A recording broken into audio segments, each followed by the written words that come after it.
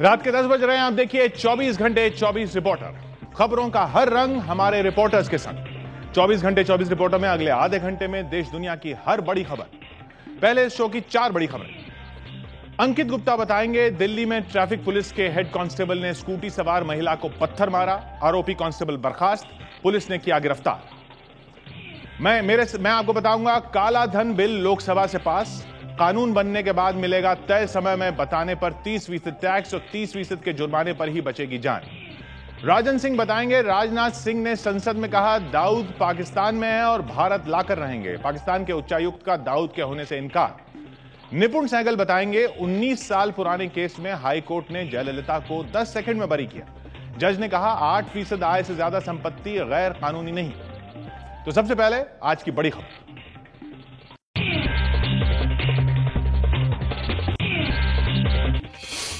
दिल्ली में traffic police के head constable की बेहद शर्मनाक हरकत, घूस नहीं देने पर महिला को पत्थर मारने का आरोप। मोबाइल कैमरे में कैद की गई ये तस्वीरें दिल्ली के मथुरा रोड की हैं। देखिए कैसे दिल्ली ट्रैफिक पुलिस का हेड कांस्टेबल सतीश चंद्र एक स्कूटी सवार महिला को पत्थर मार रहा है। घटना के वक्त महिला के साथ उसकी बेटी भी मौजूद थी, जो मां पर हो रहे जुल्म को देखकर कांप रही थी। मुझे इंसाफ चाहिए, जिसने मुझे मारा उसको सजा होनी चाहिए, सख्त से सख्त सजा उसको मिलनी चाहिए, ताकि आगे से किसी के साथ करने से पहले 10 बार सोचे।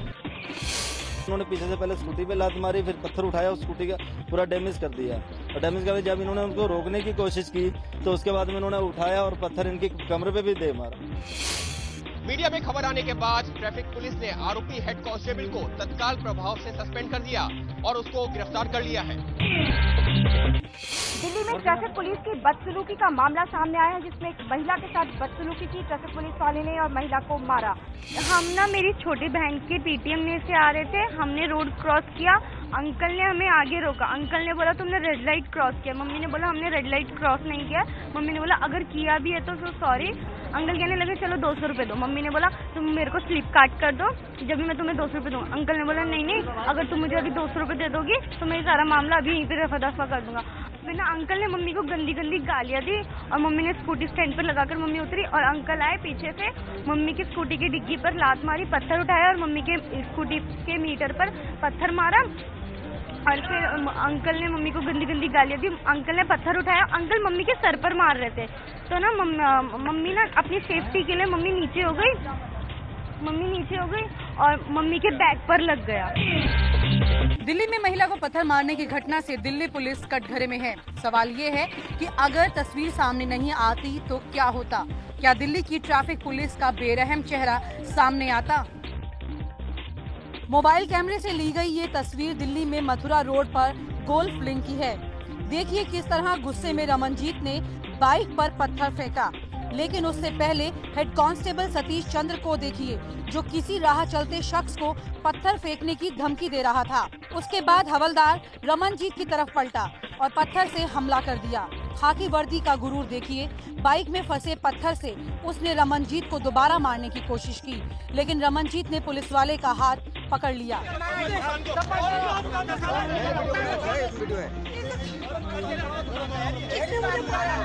रमनजीत चिराग दिल्ली से अपनी छोटी बेटी को इंडिया गेट के पास हरकिशन पब्लिक स्कूल ले जा रही थी। ट्रैफिक पुलिस कांस्टेबल ने रेड लाइट तोड़ने के आरोप में रमनजीत को रोका और उनसे 200 रुपए मांगे। जब रमनजीत ने रसीद मांगी तो कांस्टेबल ने देने से मना कर दिया और फिर लड़ाई शुरू हो गई। पुलिस वाले ने उसे पीछे से पकड़ लिया, पकड़ने से वो गिर गए दोनों। तो इसके बाद लेडी ने एक पत्थर उठाया, पत्थर उठा के पुलिस वाला का गाड़ी में मार दिया। मारने से पुलिस वाले ने इतना बड़ा सा पत्थर उठाया, ईंट उठाया और वो लेडी के कमर पे मार दिया। दिल्ली पुलिस के बिहाफ पर, अपने बिहाफ पर और हमारे हर पुलिसकर्मी के बिहाफ पर इसके लिए खेद प्रकट करता हूं। उस हेड कांस्टेबल को ऑलरेडी हमने सस्पेंड कर दिया है। इसके अलावा मैंने हुक्म दिया है कि इसमें क्रिमिनल केस दर्ज किया जाए और उसके खिलाफ आगे हम कार्रवाई करेंगे। पीड़ित रमनजीत ने तुगलक रोड थाने में रिपोर्ट भी दर्ज कराई है।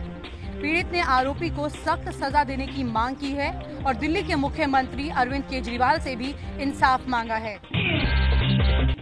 महिला को पत्थर मारने वाला ट्रैफिक कांस्टेबल बर्खास्त हो गया है, लेकिन इस घटना ने पूरी दिल्ली में पुलिस को लेकर गुस्से का माहौल बना दिया है। दिल्ली के गोल्फ लिंक इलाके में रमनजीत को पत्थर से मारते ट्रैफिक पुलिस कांस्टेबल की ये तस्वीरें जैसे ही मीडिया में आई तो हर कोई सन्न रह गया। और इस तरह से किसी महिला को दौड़ा के पत्थर मारना, ये तो मैं समझती हूँ जानवर का ही काम हो सकता है। कोई रक्षक ही अगर भक्षक बन जाए तो फिर तो बड़ा मुश्किल हो। हमारी जो हक का सुरक्षा करे और हमें न्याय दिलाए, यही हम उम्मीद करती है पुलिस वालों से। मगर वो पुलिस वाला खुद हमारे साथ ऐसा एक बिहेवियर करेगा तो ये एक्सेप्टेबल नहीं है। देश भर में दिल्ली ट्रैफिक पुलिस के खिलाफ गुस्से के बाद आरोपी कांस्टेबल सतीश चंद्र को गिरफ्तार करके बर्खास्त कर दिया गया है। लेकिन सवाल यही है कि क्या दिल्ली में जंगल राज है? गुंडे बदमाशों से लेकर पुलिस वालों को भी कानून का खौफ नहीं है। रविवार को ही बस और बाइक की टक्कर के बाद बाइक सवार ने डीटीसी ड्राइवर की हत्या कर दी थी। इस घटना के 24 घंटे बाद पुलिस वाले की रोड रेज की तस्वीरें सामने आ गईं। दिल्ली में ट्रैफिक पुलिस के हेड कांस्टेबल की करतूत को लेकर भी राजनीति शुरू हो गई है।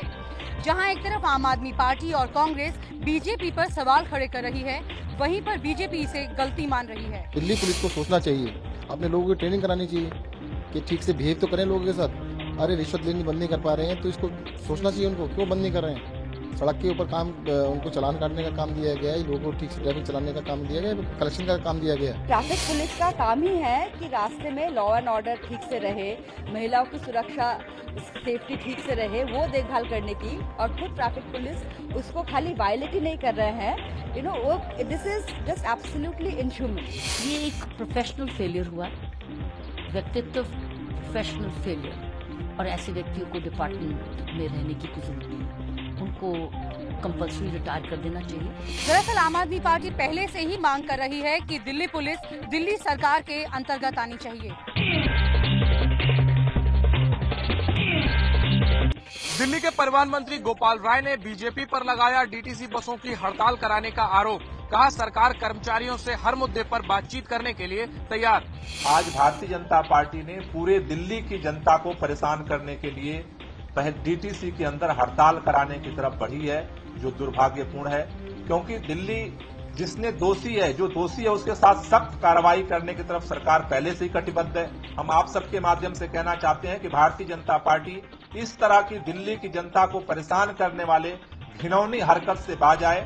दिल्ली के मुंडका इलाके में कल बाइक से बस छू जाने के बाद डीटीसी के ड्राइवर की पीट कर हत्या कर दी गई थी, जिसके विरोध में ड्राइवरों ने डीटीसी की करीब 5000 बसों को आज सड़कों पर नहीं उतारा।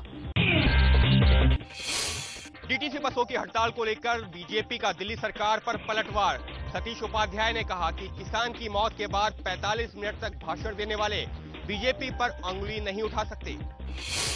मुझे लगता है कि आम आदमी पार्टी को शर्म आनी चाहिए, शेम ऑन देम कि वो लाशों पर राजनीति की बात कर रही है, वो केजरीवाल बात कर रहे हैं, वो गोपाल राय बात कर रहे हैं, जो 45 मिनट लाश गिरने के बाद आप पर राजनीति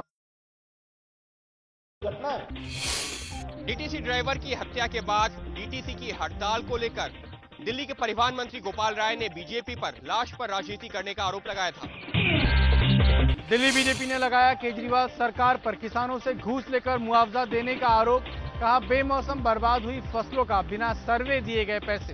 आपने बड़े बड़े बोर्ड लगाए रिश्वत खत्म करने के लिए, हमारे पास रिकॉर्डिंग में है, और आप भी कैमरा लेकर के जा सकते हैं। गांव के लोग साफ मांग रहे हैं कि दिल्ली प्रशासन के लोग पैसा मांग रहे हैं, और फसल भरने के लिए कि आपकी फसल में हम इसकी जगह ये भर देंगे, उसके लिए अलग से डिमांड हो रही है।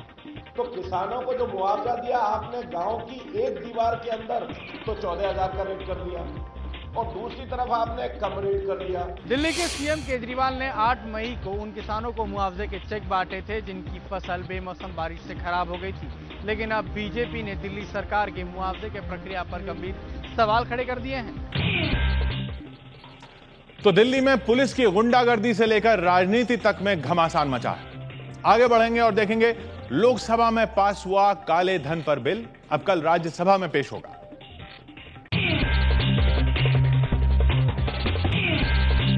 लोकसभा में आज काले धन के बिल को मंजूरी दे दी गई। हालांकि विपक्ष ने आरोप लगाया कि इसके जरिए बेगुनाहों को परेशान किया जाएगा। विपक्ष की चिंता पर वित्त मंत्री अरुण जेटली ने कहा कि जो लोग देश और विदेश में जमा अपने काले धन का एक निश्चित समय सीमा के भीतर खुद ही खुलासा कर देंगे, उन पर कार्रवाई नहीं होगी। खुलासे के वक्त 30% टैक्स और 30% पेनल्टी अदा करनी होगी। लेकिन तय सीमा के बाद जिनके पास काला धन मिलेगा उन्हें 30% टैक्स के साथ ही 90% पेनल्टी देनी होगी। साथ ही उन पर कानूनी कार्रवाई भी की जाएगी। विदेश में जमा काला धन देश लाना मोदी सरकार के चुनाव पूर्व किए गए वादों में एक प्रमुख वादा था और सरकार इसी वादे को पूरा करने में जुटी। राज्यसभा में पर्याप्त बहुमत न होने की वजह से झगड़े में फंसा जमीन बिल दोनों सदनों की एक संयुक्त समिति को भेजा जाएगा। ये समिति इस बिल की जांच करेगी। जमीन अधिग्रहण बिल को जैसे ही चर्चा के लिए सदन में रखा गया, विपक्ष ने फिर इसका जमकर विरोध शुरू कर दिया। विपक्ष इसको लेकर लगातार हंगामा करता रहा, जिसके बाद फैसला लिया गया कि बिल को दोनों सदनों की संयुक्त समिति को भेजा जाएगा, जो इसके प्रावधानों पर विचार करेगी। 30 सदस्यों की संयुक्त समिति में दोनों सदनों से सभी पार्टियों के सदस्यों को शामिल किया जाएगा और इसके चेयरमैन बीजेपी सांसद एस आलूवालिया होंगे। विपक्ष का कहना है कि 2013 के बिल में संशोधन कर केंद्र की मोदी सरकार ने उद्योगपतियों को फायदा पहुंचाया है और किसानों का नुकसान किया है। 1993 के मुंबई धमाकों के आरोपी दाऊद इब्राहिम के ठिकाने को लेकर मोदी सरकार ने दी सफाई। संसद में गृह मंत्री राजनाथ सिंह ने कहा कि दाऊद इब्राहिम के पाकिस्तान में होने के पुख्ता सबूत हैं और उसे भारत लाकर ही रहेंगे। भारत के पास उसके पाकिस्तान में मौजूद होने की विश्वसनीय सूचनाएं हैं। अध्यक्ष महोदया, दाऊद इब्राहिम के पाकिस्तानी पासपोर्टों और पाकिस्तान में उसके कथित पतों सहित उससे संबंधित अन्य ब्यौरा समय समय पर पाकिस्तान को इस अनुरोध के साथ मुहैया कराया जाता रहा है कि वे उसका पता लगाएं और उसे भारत को सौंप दें। दाऊद पर सरकार के बयान के बाद पाकिस्तान का भी जवाब आया है।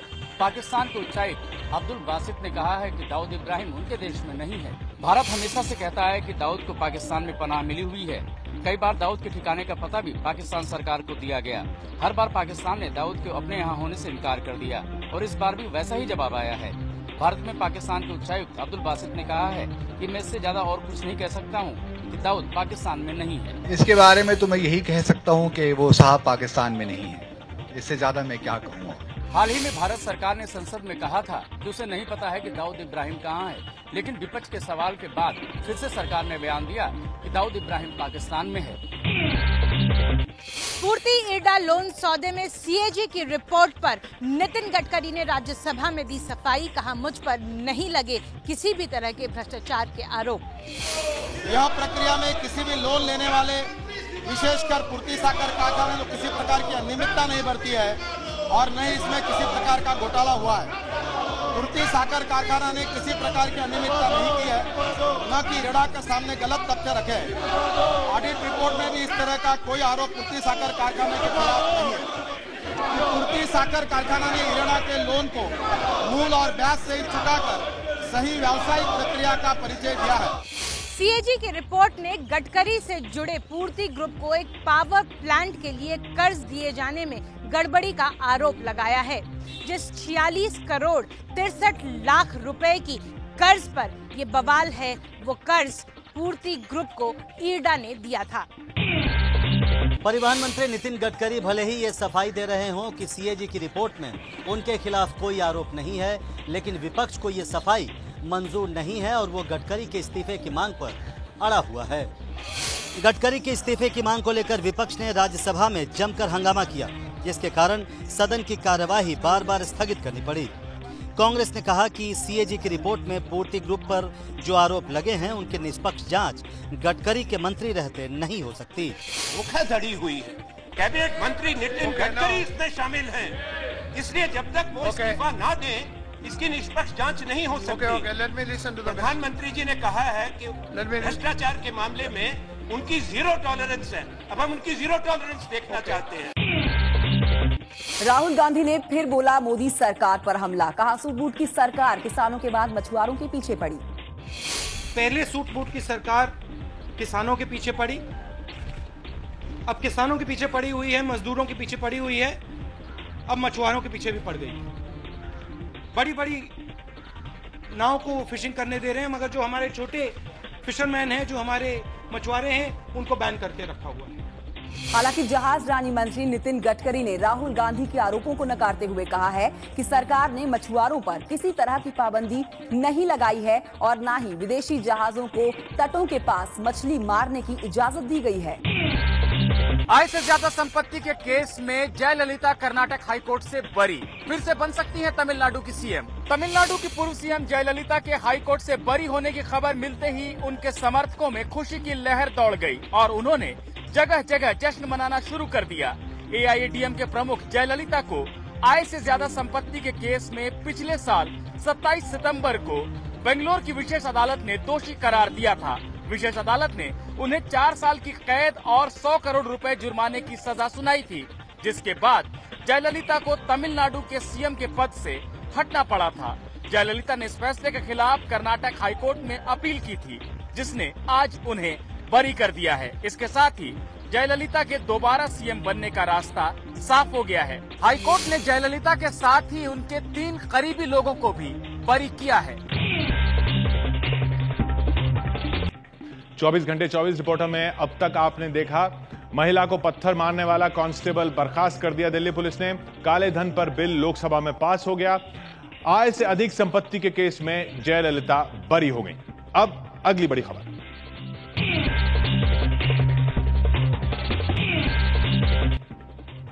दिल्ली पुलिस की क्राइम ब्रांच ने मैनेजमेंट गुरु अरिंदम चौधरी के खिलाफ केस दर्ज किया है। केस यूजीसी की शिकायत के बाद दर्ज किया गया है। आरोप है कि बिना यूजीसी की मान्यता के अरिंदम IIPM नाम की मैनेजमेंट शिक्षण संस्था चला रहे थे। यूजीसी के मुताबिक अरिंदम छात्रों को बेवकूफ बना रहे थे क्योंकि उनके संस्थान को मान्यता ही नहीं थी। इस बारे में अभी तक हमें अरिंदम का पक्ष नहीं मिला है, लेकिन हिंदुस्तान टाइम्स से बात करते हुए अरिंदम ने कहा है कि उन्होंने कभी यह दावा नहीं किया कि उनके संस्थान को यूजीसी या किसी और संस्था से मान्यता मिली है। अरिंदम ने कहा है कि उन्हें जानबूझकर निशाना बनाया जा रहा है। दिल्ली की तिहाड़ जेल में कैदियों की सुरक्षा को लेकर उठे हैं गंभीर सवाल।